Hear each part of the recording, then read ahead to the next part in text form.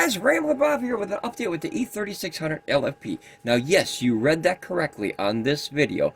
You can charge the E3600LFP 4,150 watts. Say it with me. Holy crapzilla. Guys, that is a monster amount of power for a small box like this. I mean, you can charge this in a solar day if you had enough arrays and enough solar panels. Holy crapzilla. Let me show you what I mean.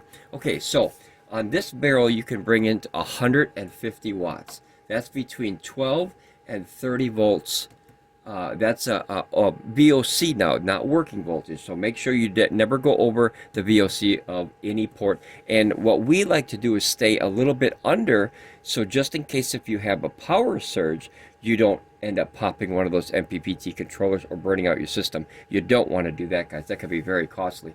Okay, and the next one is port number 1, XT60. That's coming in right now at, I think, just about 881 watts. I think it's going up and down. This is the first actual good day that we have for solar. Now this is actually this way. It's 90 degrees. It's mounted on a fence. It's a portable kind of thing. It's 1600 watt array. We're only getting about 50%, and that's because the angle of the sun is like really, it's really bad right now. You know, this is the worst time for solar in this area, November and December, and then a little bit of January. Then it starts getting a little bit better as that sun starts to rise again. You know, because right now it's really far down, and then we have tree branches in the way, so there's really not much you can do when the sun comes in this much of an angle, and you have all kinds of trees and neighbors' yards and things like that all the way down. So that's coming in at 872. That, I believe, was up to about just a hair under 1100 watts right now. So you can max out this port at 1200 watts. Okay, so add this with me, write this on a paper: 150 watts and 1200 watts. Okay, so that's coming in at 868. If you can't read it, I'll show you. These are 80 volts VOC that's coming in, and it's 1600 watts of panels. So we have two panels and two panels at 800 watts each, and then those are combined like this. So it's called series, and then it's a parallel. Okay, so that's coming in at just under 900 watts. So that's port number 1. Now this can reach a maximum of 1200 watts at 20 amps, and that's between 32 and 150 volts. Now the second XT60 port, you can also run the exact same thing. So we're running the exact same set of panels. However, that panels is about like that. So it's about 45-ish or 40 degrees, somewhere between 35 and 45 degrees, somewhere in there. We never really measured it, but we just kind of flopped it on the side there. And it's been in the same position all year. And once again, see how you're getting, well, here, let me move it closer, guys. So notice how you're getting 1100. Let me see if I can focus here, guys. Okay, so you're getting 1100 watts here compared to that just under 900 watts here. So the exact same arrays. They're REC 400 watt panels. We like them a lot, and they're all black, so that way they blend in very good. They don't stand out like solar panels do and kind of look all funny and, you know, look obvious to the neighbors and stuff like that. So that's 1200 watts on this one and 1200 watts on this one, and then 150 max on this one. So you have 2,550 watts that could go in through the main system. Now, you say, Ramblin Bob, that's not 4,150 watts. Well, true, if you follow along here. So 2,550 watts going through the main system, which means this part will understand that as is the solar input. So you can do another, now you can do each battery here. They have the little ports on the side, which are the 5-pin, which are these guys. Okay, there's a 5-pin aviation port inside each one of these batteries, and they each have independent MPPT controllers and independent BMSs, so they don't overcharge, they don't undercharge, they don't overvoltage. They're all separate systems in itself, and they all work as a team under this big guy too. So cool, you could split these apart and use them in other parts of the room if you have to, or you could take one fishing with you and use it as a standalone. You could have like a 300 watt AC inverter on it, or you can run your 100 watt USB-C out, or you could run your barrel, or you could run your cigarette lighter. There's a lot of things you can do with each one of these batteries where you don't have to take this whole system if you need a small amount of power in the go. It's actually 3,000 watt hours, which is a lot, 3,072 each one. But if you use it at 100 watts, like to power a laptop, you can go 30 to 50 hours depending on your laptop. So that's awesome. Okay, so now here we're back up. See, we're almost under 2,000. So this is coming in at 860, and that's coming in just on a hair under 1,100 watts. So as the day gets better, it's 11:17. So that's usually right about the peak time of solar. Is for this area is about 11 to 2, somewhere in there, depending on, of course, the clouds, the weather, and the whole 9 yards. So we're bringing in good. So now each one of these has an independent MPPT controller, as I was talking about, with its own BMS built in. So you can take another array and you can plug it in through this pin, that 5-pin of each battery. Now you know what that gives you? That gives you 400 watts, 400 watts, 400 watts, and 400 watts. That's 1,600 more watts of solar. Guys, that's insane. That makes 1,600 plus 2,550 equals the magic number of 4,150 watts. Guys, say it with me. Holy crapzilla. I've never had a system that can bring in that kind of power at that kind of voltage and then run, as you see. This has been running 24/7. It's going to be running 365. We try to keep it as dust clean as, dust free as possible, but we are in a workshop, so the inevitable is going to happen, so we just keep dusting it every single day. As you can see. You can't win with dust, guys. You can only keep up with dust, but you can never win with it. Okay, so now what you can also do, now that's just solar, that's DC input. Now remember, you'd have to have one small panel for here, possibly two 24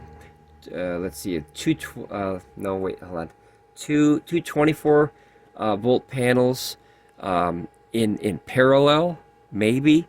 Or I would just do a 200 watt, just so you don't risk over, because these barrels, they're not very fancy, they're not very powerful. So I would put a 200 watt panel on there, and hopefully you get 150 out of your 200 watt panel. Usually 75% is very, very decent for, not decent, not good, but I mean as far as like a bringing in power, you should be able to get more than 75% of a panel, but I'm saying that you should get at least 75% of a panel if you put it up to here, if it's a 200 watt panel on any standard sunny day. So you don't have to worry about that part. So you can get your 150 here. Now this part is obviously a little bit harder because you need a lot of power. At 1,200 watts and 1,200 watts, we bought 8 of those REC 400 watt panels, running them 2 and 2, and then series parallel on each array. They're in 2 separate parts, locations on the property.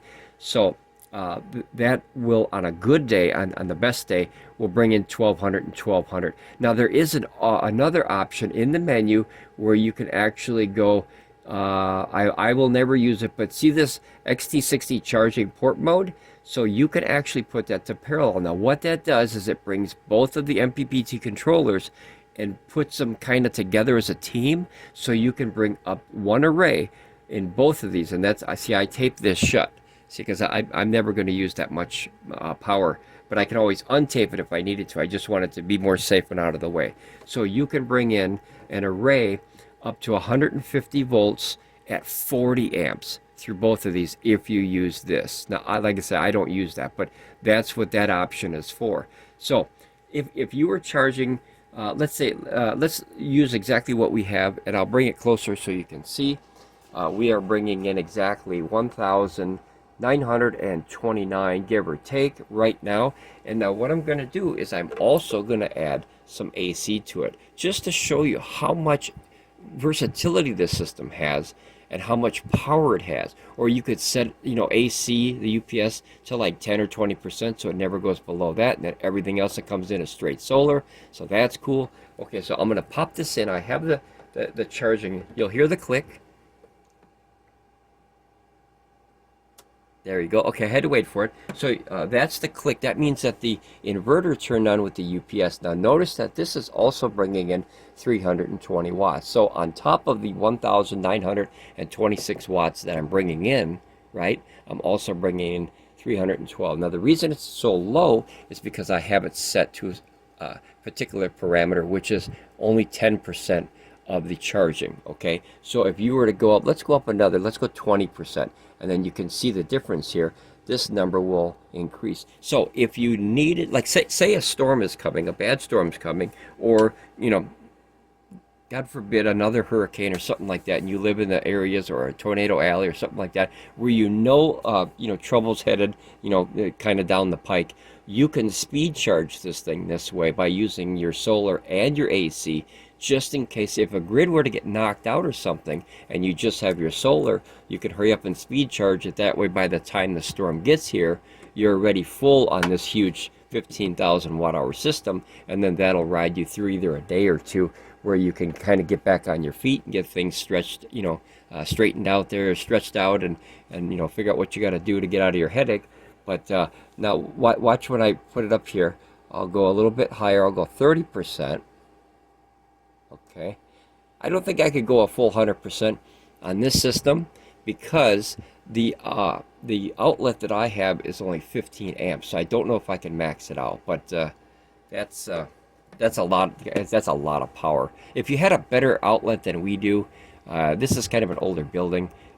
It's up to code, but it's not as good as I want it to be. I wish I had 20 amp outlets instead of 15. I really wish that. So now we're bringing in 1,853 on the solar and 721 or 719 on the AC. So notice it'll be full. It's about 49%. It'll be full in about 3 hours and 12 minutes. So what you can do is you can keep bumping this up to where you feel comfortable or where you need it. Now I'm at 40% charging, and you'll see this go to 850-ish. Okay, so about 850, and now notice that your charging time dropped down to 3 hours. So if, like I said, if you knew some bad weather was coming in, within a certain time, that 3 hours could really save your family a headache if the power goes out. So you always want to plan for the worst and hope for the best. I live by that. You hope for the best, but make provisions and plans just in case. I don't think that's a bad way to look at it. Now you can also charge these batteries with these things. These are old chargers with the 5 pins from the older systems that we have. This one came with the E3600LFP. This is a 600 watt charger, and it comes out at about 42 volts at 15 amps. So obviously, if you were to put this to one of the batteries, if I can back this up, let me get a second here. If you were to back this up and charge this, okay, through one of the batteries, let's say we'll charge this one through this battery, then what it would do is it would max out the battery at 400 watts input, so you can use that to speed charge this thing or help charge this thing. And then now notice I have another one. This is a newer version, which if you guys have the E2000LFP, I highly recommend this. It's 150 bucks. It's a newer version, and it's much more efficient than this old lunchbox. As you can see the size difference. It's like monstrally bigger, right? So this is better for if you want an update, or if you want, you could get 4 of these things and charge each battery.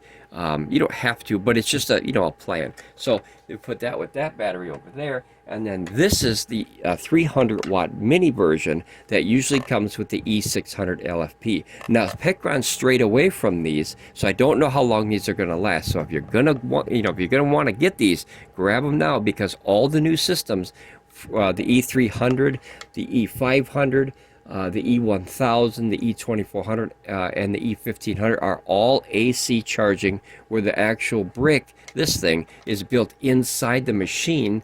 So, you won't be able to probably get these much anymore. I don't know how long they're going to keep them, but I'm assuming, common sense, they only have one system that utilizes these, actually 2, which is the E2000LFP and the E600LFP. So as soon as those models are discontinued or they slow down in sales, they're obviously going to make less of these, because why make stuff for things that you don't have anymore? Most companies don't. So we're going to put this one over here, and that would charge this. Now, the 1600 watts. Now, this is where it gets a little strange, but it works. So, this power up here showing, let me go to the simple here. You're going to love this touchscreen, guys.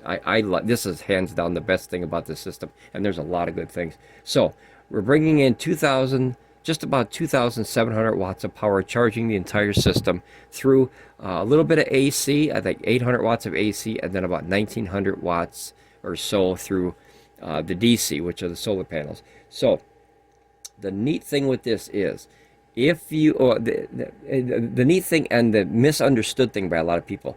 So when you charge anything through the batteries, like we have this one, we have this one, and we have this one. So this would be 400, 400, and approximately 300. This actually matches out like 280, but we're going to say 300 because it's easier math, right? So that's 1100 watts. So what we're going to do is we're going to round that and say 1000 watts for those three coming through the batteries. Now, when that 1000 watts goes into the system, this power meter right here will not show you that the power's coming in.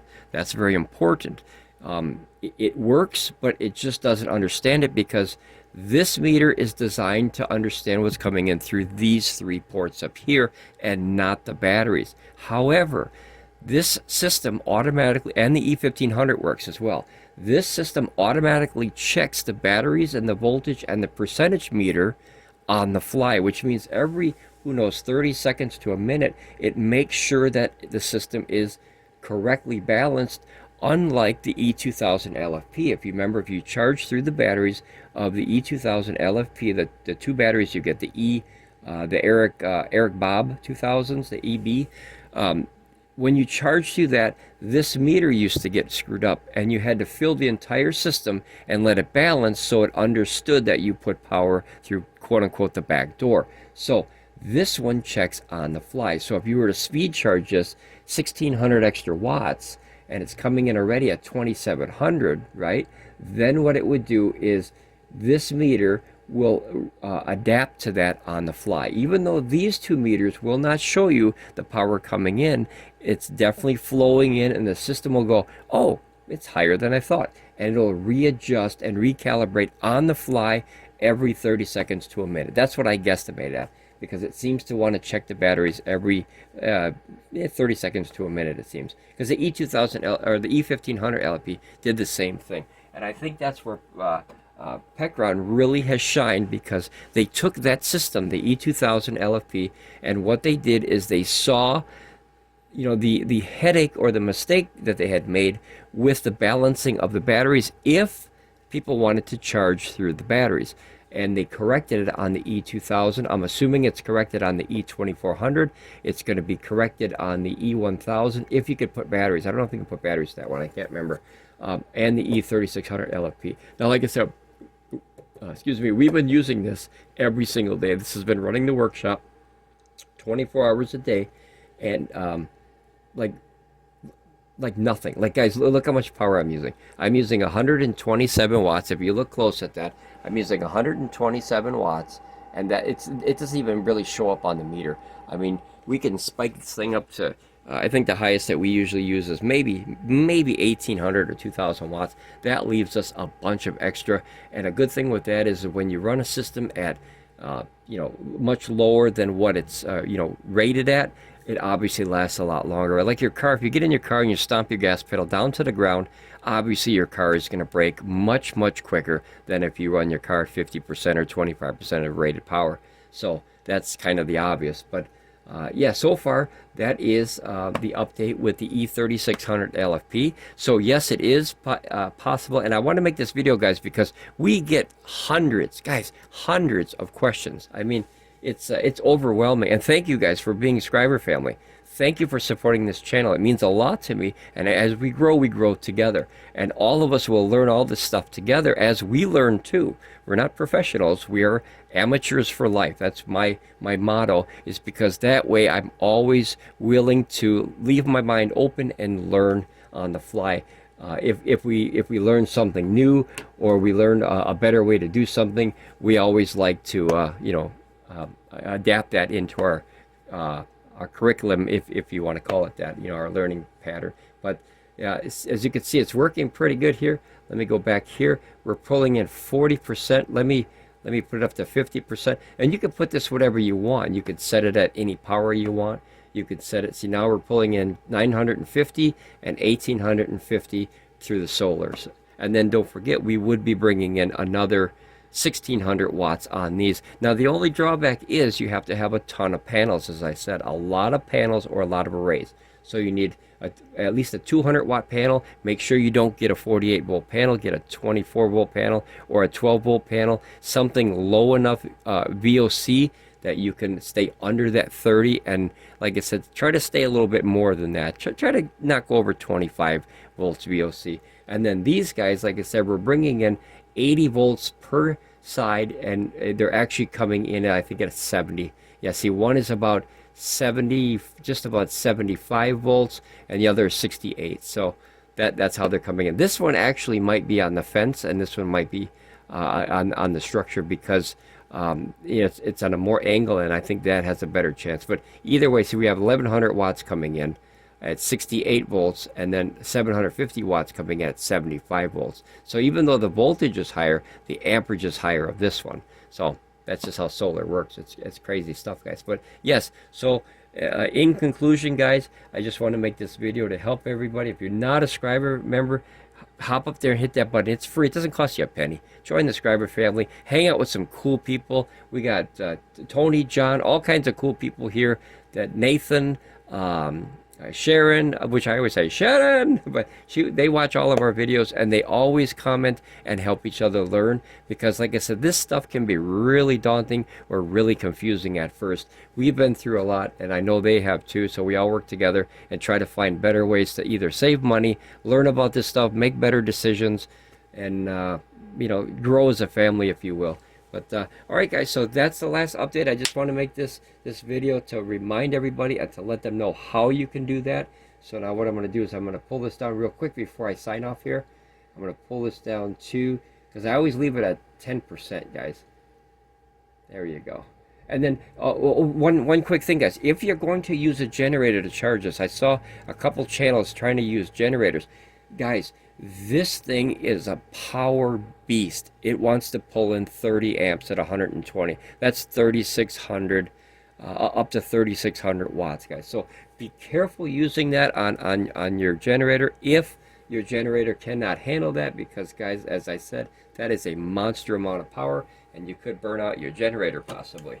So watch that. What I recommend real quick, and I'm sorry that the video is longer, I just want to make sure that I get all the info that I can, that I learned. If I, like, say we're going to charge with my E3600LFP. No, I'm sorry, my, boy, the numbers, guys. My Honda E2, boy, oh boy, the Honda E2000i.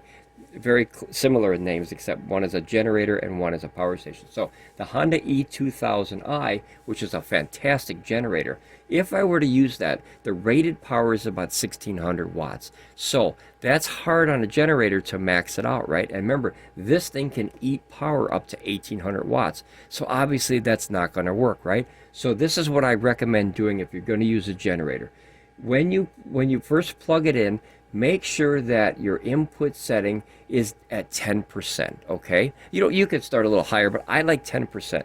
Now, what I do is, as the system is running and you're pulling in, a lousy 300, 400 watts from the generator, you can gradually bump it up like this and watch and make sure that the generator can handle the input. So as soon as you get to, let's say, 50 or 60%, and the generator sounds like it's struggling, just back off 10%, and then now you know your limit of your generator, see? So otherwise, if you have this at 100% and you start a little 2,000 watt inverter, the Honda E2000i, EU, actually, I'm sorry, the Honda EU 2000i, I forgot the U.